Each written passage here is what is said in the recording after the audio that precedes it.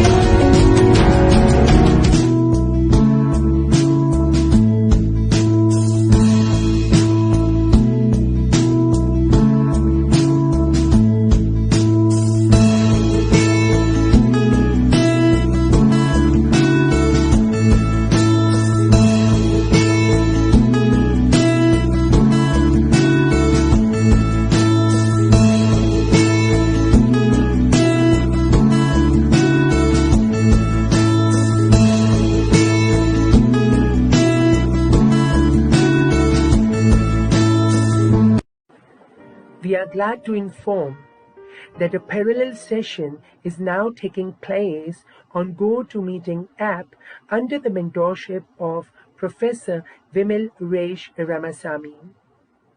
He is giving a keynote on Life of an Autistic Academic.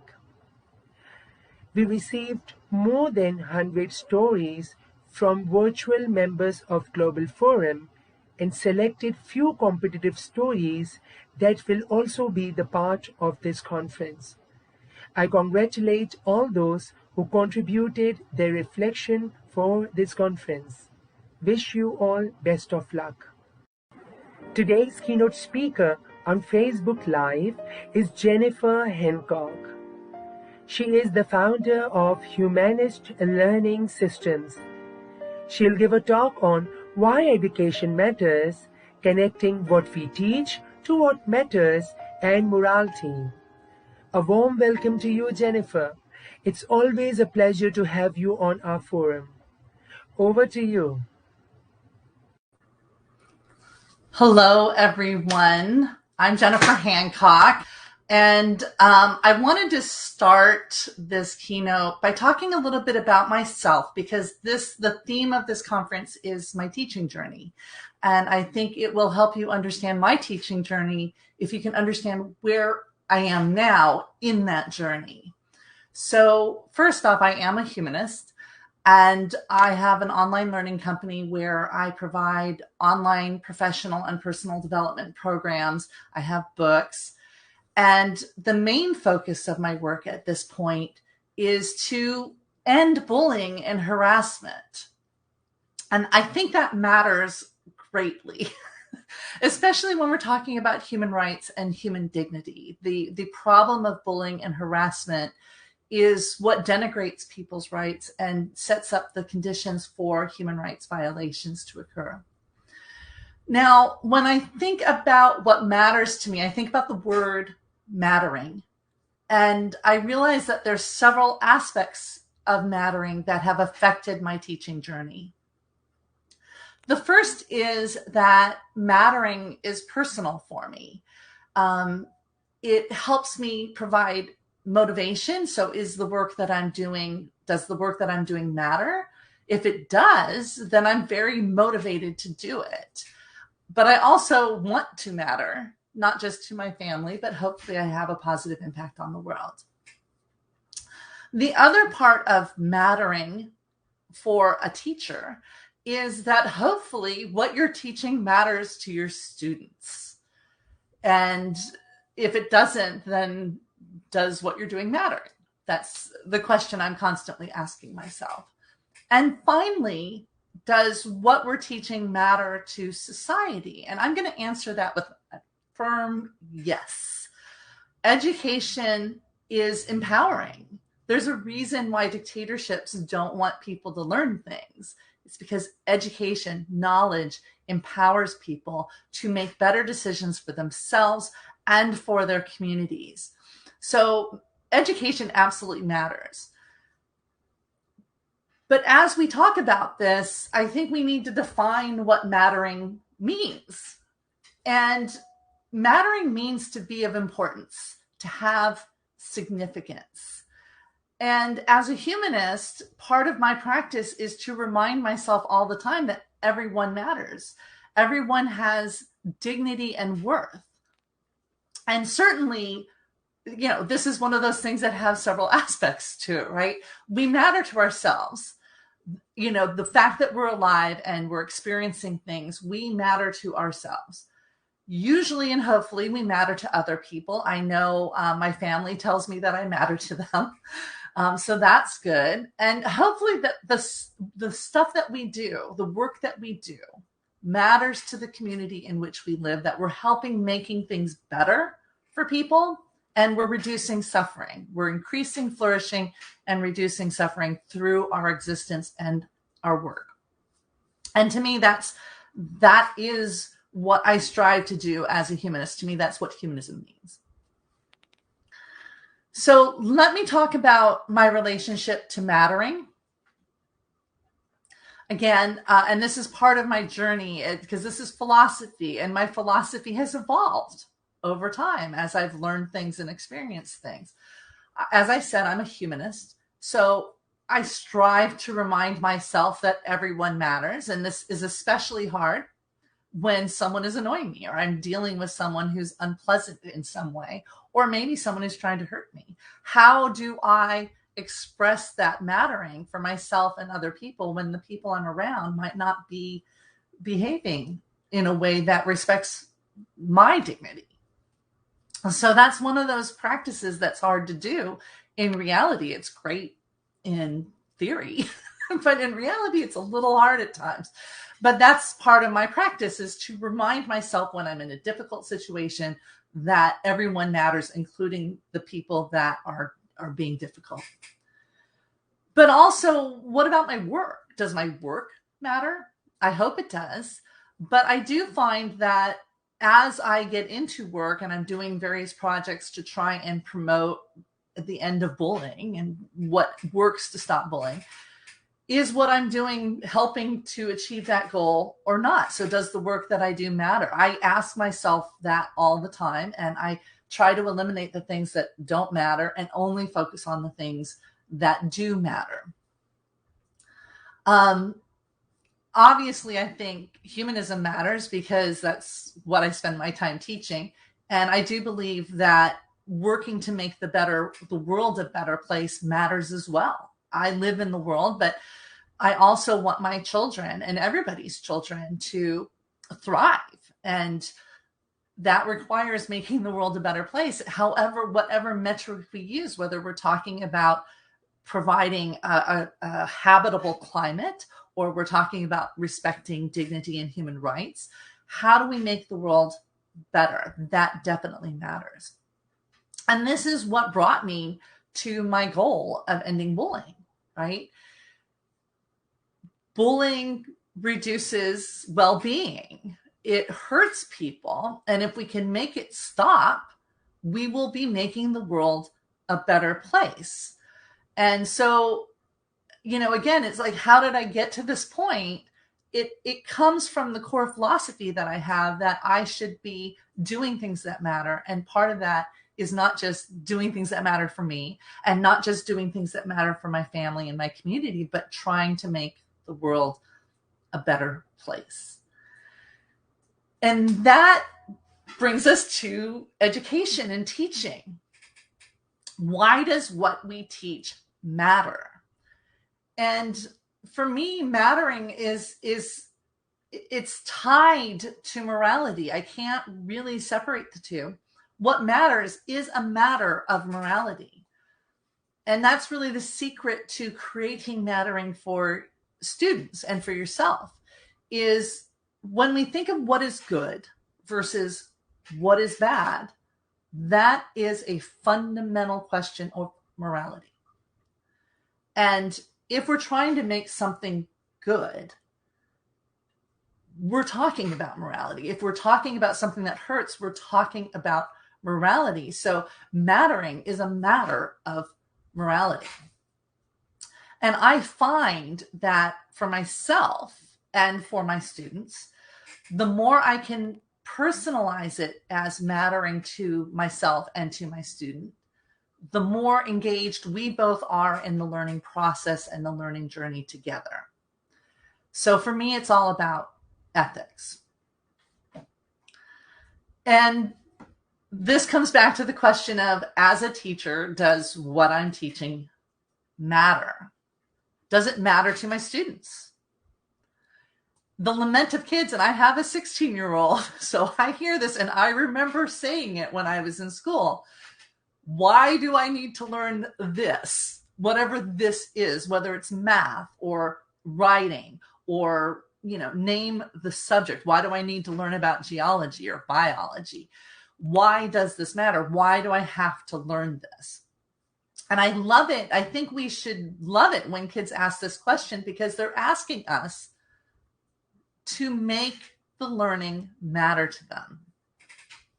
And there is a growing body of research that teaching skills for the sake of those skills doesn't work all that well. So, for instance, teaching reading skills in the absence of why reading matters, or having a story that matters to the students, it disconnects the technical skill of learning from why it matters to do this. And I think there was a really great book on humanism by Edward Said on this, that we need to make sure that what we're asking students to read resonates with them and matters to them, that they have to see themselves in the literature for it to matter to them. And so we do need to kind of internationalize our canons with this. But when we teach skills as a practical problem-solving tool, which is what the skills are that we're teaching, there's a reason we're teaching these things. But when we attach those skills to practical problem solving, that seems to help the students learn those skills better. So I want to give you an example of a friend of mine whose kid taught themselves to read playing video games. The kid didn't really have an interest in reading until he needed reading to play a video game that has a lot of text on it. And then it mattered to him enough to learn how to do it. What we teach has to matter to the students for them to want to learn it. And once they want to learn it, they will learn it, whether we teach it to them or not. It's better if they have instruction and tutoring on this, but when they want to learn it, they will learn it. And that's half the battle, is getting the students to want to learn it. And to get the students to want to learn it, we need to make it matter. So let me give you another example of this. When I teach how to stop bullying, I am teaching behavioral psychology techniques. These are techniques that have over 70 years of research behind them. They are known to work in every species studied. Right?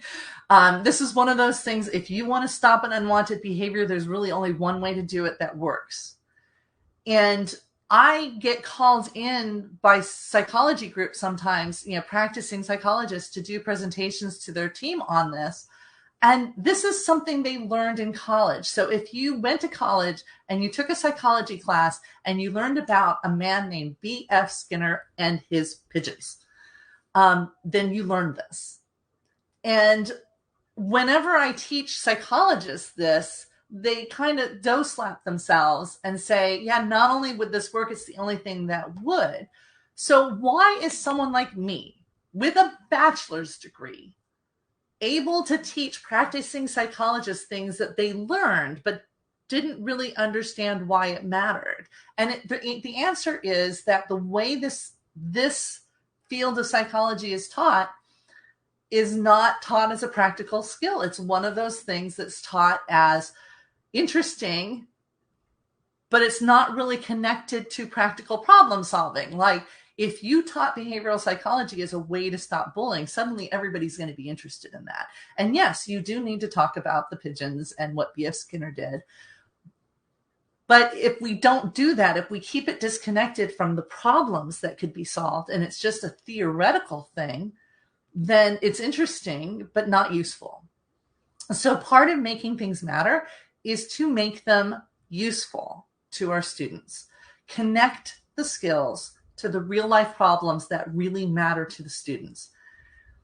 And it's going to matter to a student if it's about their fundamental understanding of what is good and bad for them, what matters to them. When I think about my journey as a teacher, first, I obviously have to care about what I teach, or I'm not going to do it. Teaching is hard. It's difficult. It's frustrating. It's exciting, and it's collaborative. It's so many things all at the same time, but I have to care about teaching what I teach in order to do it. So for me, mattering is part of my motivation. It's central to that. I want to change the world and make the world a better place. That's why I do what I do. That's why I spend my time educating people on things. I choose to do this because it matters. But it's not enough for this how to stop bullying to matter to me. It has to matter to the people I'm teaching. Otherwise, no one would want to learn from me. I have an online learning company. I rely on companies and individuals coming to me to take lessons from me. And if I'm not teaching what matters to people, I will have no customers. And I could have, the solution to the world's problems, and it wouldn't matter if I do not connect those solutions to the things that matter to the people who are my students. Mattering creates a motivated learning. Motivated learners are people who want to learn what you are teaching. So I find that it's really interesting. You would think that the people who want to learn how to stop bullying are victims of bullying, and you would be correct that they want to learn this. But I also get people who are ordered by courts to take one of my courses. They have been found guilty of harassing someone, and a judge has ordered them to take an anti-harassment training, and they are forced to take my course. That is a recipe for someone who's not motivated to learn, because they have to be ordered to learn this. And every single one of these people that comes on from a court order loves my course. They say things like, this course should be part of orientation for their organization. It's that important to them. And that's because what I'm teaching them is helping them. Even if they're the offender, the secret to this is that they usually feel like they're being bullied themselves. If you have a difficult person in the workplace, and I get calls from company and I go in and they say, we have a difficult person or problem person. Can you help us fix them? And I usually know in advance who this person is. And every single time I've done this, except for once, that person has felt like the company's against them. And that's kind of been true, because if they're viewed as a problem person, everybody's treating them as if they're a problem person. And that's going to make someone feel attacked, and it's going to change their behavior. And those people love my courses. They end up being the biggest advocates for them, because it helps them figure out how to deal with the negativity that's coming at them in a way that helps them rise above it and do better. Right? So what we teach needs to matter to our students, and we need to be helping them, all of them, including and especially the ones who have been labeled difficult, because those are the people that need our help the most. Because when they learn how to solve whatever the problem is that they have that's causing them to be difficult, you are empowering them to be and do better. A big part of my journey has been learning how to become a more effective leader, how to not leave the difficult people behind. I already know what I want to teach matters. I've already connected it to the learners so that it matters to them. But now I owe it to them to be an effective teacher for them. And that's part of the journey as well. I don't know anyone who's a natural teacher. I mean, some people I suppose are, but most of us need to learn how to do this. What techniques work? What techniques don't work? How do we help different learners with different learning styles learn this material? That's all part of becoming an effective leader, effective teacher. And that's part of the personal journey that every teacher has to take. And to become better, you have to care enough to become better. It has to matter to you to become better. And that comes back to, does what you're teaching matter to you, to your students, and to the world in which you live in? If it does, you're going to do this work. If it doesn't, then you're unmotivated, and you should expect your students to be unmotivated. Learning how to make learning relevant. How do I make it better? Part of that, obviously, is learning to make it practical. And that means, to me, learning how to make what I'm teaching immediately matter to my students. How can they take what I've taught them today and apply it tomorrow? Now, this might not be the case with skills that need to be scaffolded step by step. First, you learn this, like math. You have to learn how to do addition before you can do subtraction, before you can multiply, before you can divide. And you don't really get to the benefits of math until you've been through it a bit. But for other skills, how can I make it matter immediately? Like, does a kid want to play a video game?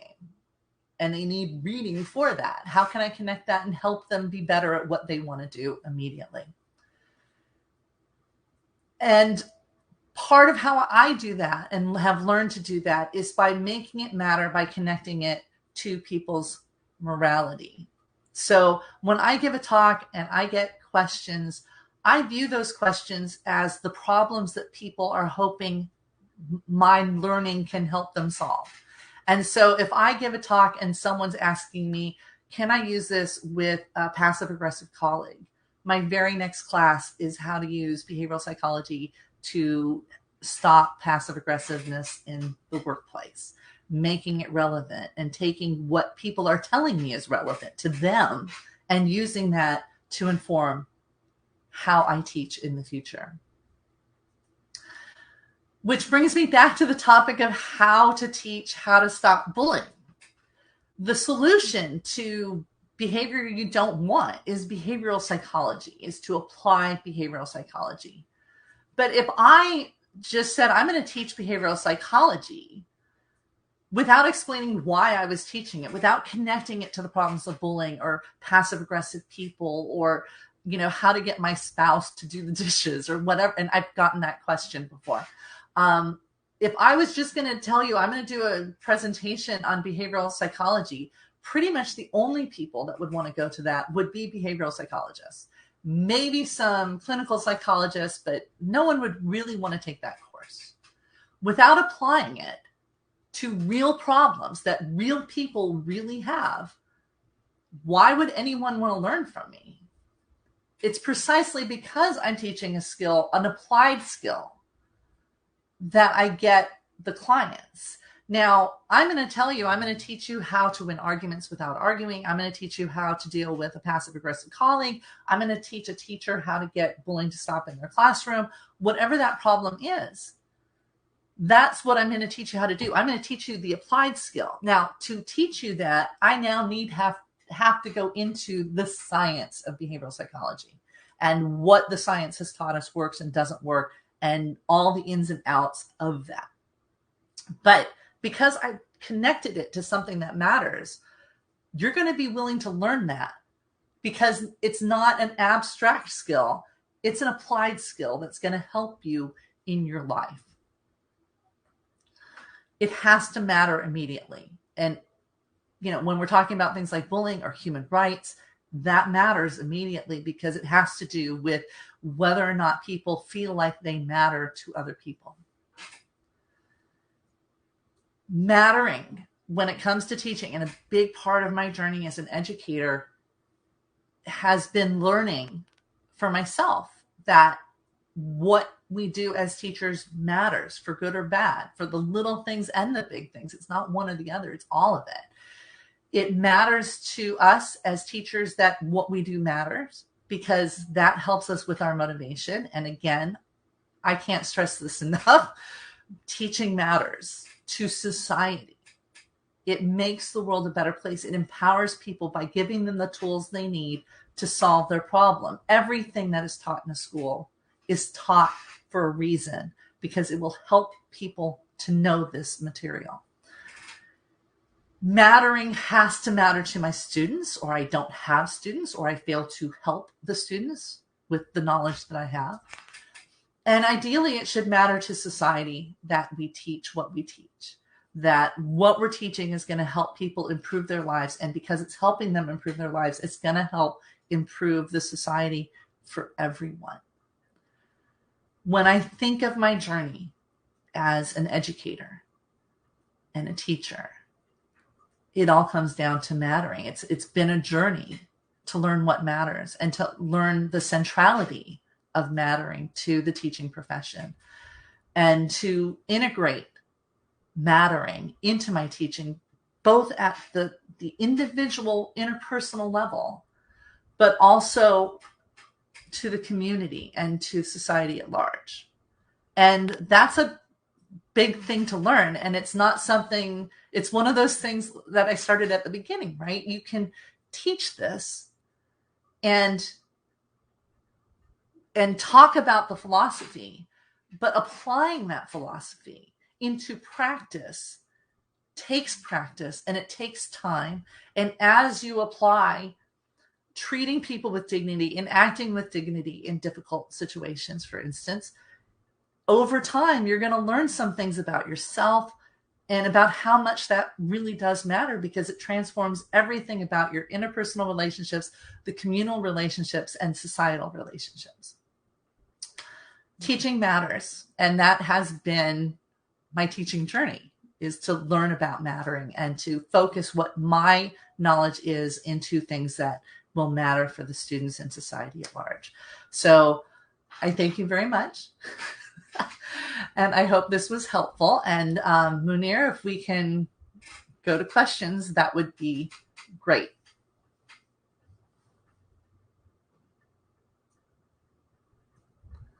Can all skills which seem to be abstract be turned into a practical skill? I think the answer to that is yes. And I think it helps the students, even if you're not applying it right there.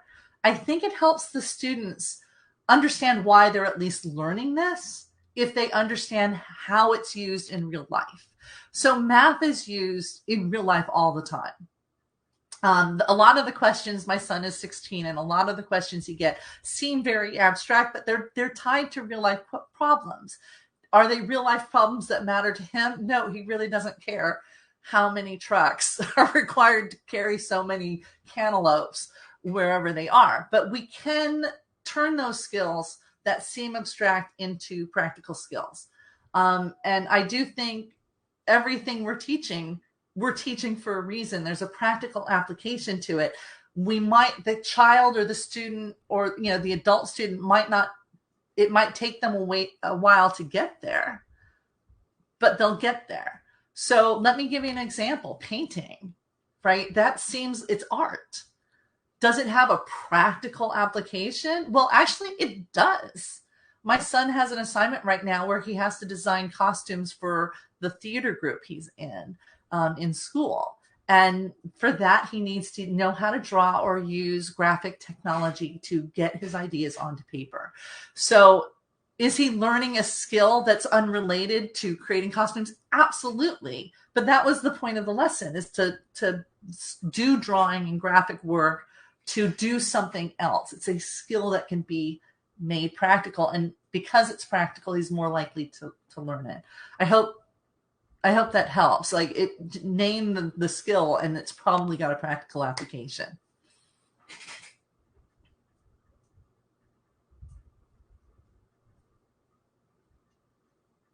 Do we have another question?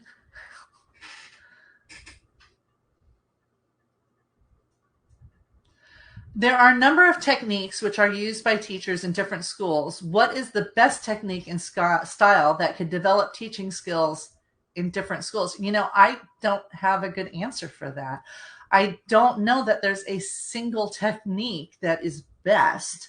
There are techniques that are better for some students than others, right? And that brings us to the individual student and what they need. My son has a writing disability. He can type quite well, but if you want him to use a pencil, he's not going to learn anything doing that. So individualizing the assignments for the kids, that's hard for the teacher.